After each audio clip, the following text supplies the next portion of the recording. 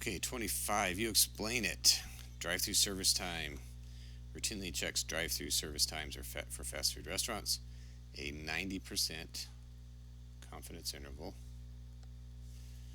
Results from examining 607 customers at a lower bound of 161.5 seconds to 164.7 seconds. What does that mean? That means I'm 90% confident that what are we looking at? This is wait time to get your order. Service times. That the average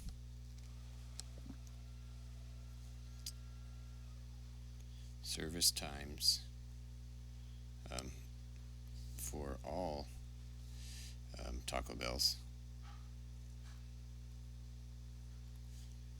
is between 161.5 seconds and 164.7 seconds. So let's just revisit that. I'm 90% confident that the true average service times, so true average service times for all Taco Bells is between those two values. Does that make sense? All right, and 29. Is that one on here? Nope, next one. Blood alcohol concentration, a simple random sample of 51 fatal crashes. Wow. So N equals 51. In 2009, showed the driver had a positive blood alcohol concentration of, actually, we'll call it BAC, is 0.167 grams per deciliter. The standard deviation, so this is the average. Okay, so that's my average X bar, and S is 0.010 grams per deciliter. Okay, the histogram shows that it's skewed to the right. So this is my population. Okay, so now you should be thinking, that's okay, because as long as N is bigger than 30, it doesn't matter what the population is for a confidence interval to work. Okay, and I just answered that question. That's a central limit theorem.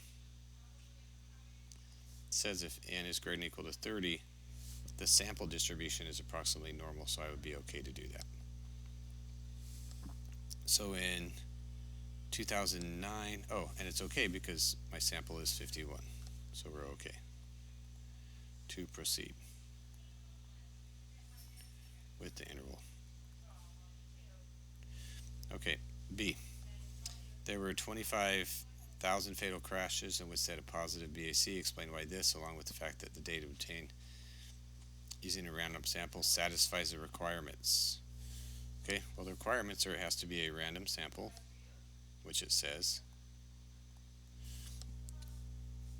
Right? And there were 2,500 fatal crashes. Well, N is certainly bigger than 30, so we're okay to proceed. C, determine, interpret a 95% confidence interval. Okay. Let's see. So we're going to do X bar plus or minus T star S over square root of N. So that was 0.167 plus or minus. Since we're doing 50, not 1 in this sample, so I'm going to look up in my table at 50 for a 90% confidence interval. 1.645 at 50 is 1.676. Make sure you're good with that. Times 0.010 over the square root of 51. And if you do that, you get 0.165 to 0.169. Okay, and if I interpret it, that would be I'm 90% confident that the true average BAC for fatal accidents is between 16.5%, not percent, grams per deciliter and 16.9 grams per deciliter. Okay, sadly, that we even have these statistics. Okay, so there we go on that. And then D, all 50 states use a BAC of 0.08 grams per deciliter. That's the legal intoxication level. Is it possible the mean blood alcohol concentration of drivers involved in fatal is less than this? And again, it could be, but it's not likely because we found that the true average is somewhere between 16 and 5.5 and 16.9 for fatal accidents, and that's significantly higher than 0.08, double it. All right, there we go.